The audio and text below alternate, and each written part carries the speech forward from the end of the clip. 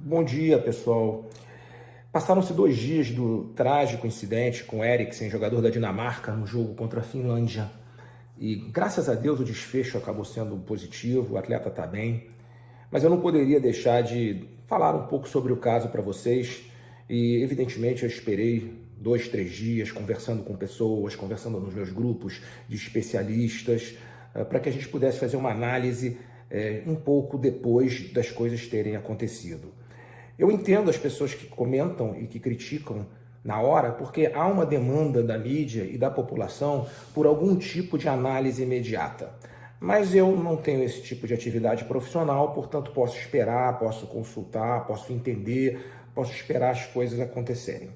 O Eriksen aí por volta de 40 minutos do primeiro tempo, ele recebe uma bola e se você percebe bem, ele já vem caindo, né? Então afasta-se a possibilidade de ser um commotion cordis, que seria um trauma na região external, alterando o ritmo cardíaco. Isso fica de fora e ele cai. E, segundo a entrevista do médico da Dinamarca, quando ele chega, ele ainda tem um pulso. Logo depois, esse pulso desaparece. Isso é, ele efetivamente sofre uma parada cardíaca, né, em que se enquadra na provável morte súbita. Eu não gosto de usar o termo morte súbita porque, na verdade, ele não morreu. Ele parou alguns minutos e voltou. Tanto que ele não morreu, que ele está vivo, né? Mas aí é questão de definição, pura e simplesmente.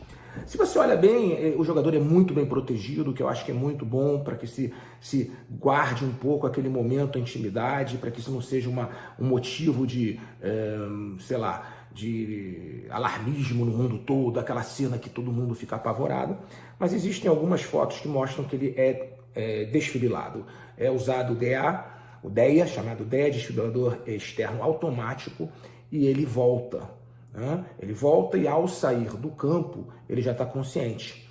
Conversando com alguns cardiologistas especialistas, eles me explicam que sim, que é possível o atleta, depois de desfibrilado, sair com aquele nível de consciência, um pouco obnubilado, torporoso, mas consciente, com os olhos abertos. Ótimo. Em relação ao atendimento, há um pequeno delay, talvez de 1 minuto e meio, 2 minutos, na chegada da equipe de campo. O que é a equipe de campo, para vocês entenderem? As competições hoje, principalmente regidas pela FIFA, pela UEFA, e hoje até no Campeonato Brasileiro também, nos torneios da Conmebol, eles mantêm, além do médico da equipe, uma equipe médica que pode estar lá no lugar dos maqueiros ou pode estar em outro campo, que está pronta para intervir em casos de extrema emergência. Então eles ficam sentados lá durante o jogo e efetivamente, se há uma parada cardiorrespiratória, eles entram. Em geral são pessoas mais experientes para fazer ressuscitação. Eu recordo quando, infelizmente, o Serginho, jogando pelo São Caetano, faleceu em campo, e houve todo aquele cenário que todos nós nos lembramos dele caindo, o grafite chega a esbarrar nele e não houve sucesso nessa ressuscitação. Naquela época fizeram uma entrevista comigo, a Rádio Globo fez uma entrevista comigo onde eu afirmo que a solução para isso, ou para minimizar a possibilidade de um desfecho trágico, seria ter uma equipe em campo. Isso é, uma equipe com um emergencista ou intensivista, uma pessoa preparada para fazer a manobra, para usar o DEA, independente do nosso treinamento, e todos nós no futebol somos treinados, é muito diferente quando a pessoa tem experiência em fazer aquilo. Vamos lembrar que o processo de ressuscitação cardiopulmonar de um atleta em campo é completamente diferente de que uma outra situação. Esse atleta está suado, ele está com o ritmo cardíaco mais aumentado, ele está com a respiração aumentada, então existe um protocolo um pouco diferente. E eu comento que era muito importante essa equipe existir, porque ela salvaria vidas, que foi o que acabou acontecendo nesse jogo aí da Dinamarca contra a Finlândia. O que eu percebo é esse pequeno delay na chegada deles e depois uma conduta que foi provavelmente muito bem feita para que eles tivessem o sucesso que foi obtido. Eu gosto de falar, e eu já tenho um post sobre isso no Instagram, se vocês podem procurar aí no meu Instagram lá embaixo, tem uma história que me cativa muito, que é do Capitão Sully, aquele piloto que pousou um avião nos Estados Unidos, que decolou de LaGuardia e pousou no Hudson River, salvando a vida de 130 pessoas. E, coincidentemente, um colega médico, amigo do Armando Portocarrero, que é um cirurgião muito próximo, fez uma grande analogia que usou o Capitão Sully. que é o fato de que em todas as situações emergenciais, você tem que considerar uma coisa chamada o fator humano. O que é o fator humano? É a capacidade que a pessoa tem, num momento de tomada de decisão, reagir de uma forma muito acelerada, não tão acelerada. Esse fator humano deve ser considerado. O Capitão Sully, e quem viu o filme dele sabe que isso é muito interessante, quando acabam de fazer o teórico julgamento das ações dele, se ele daria tempo dele ter pousado o avião em LaGuardia, ou em Tereboro, nos aeroportos mais ao redor, ele pergunta: Can we get serious now? Podemos ficar agora sérios? E aí todo mundo olha para ele e ele fala: vocês não estão levando em consideração o fator humano. Aquele momento onde há o choque da ave com a asa no avião e eu tenho que tomar uma decisão naquele momento. E o fator humano muitas vezes demora algum tempo para as pessoas executarem, que eu entendo que possa ter sido esse delay. Ora, o que isso quer dizer? O que o Capitão Sully quis dizer? Que sentado num sofá com um refrigerante ou uma cerveja na mão é muito mais fácil.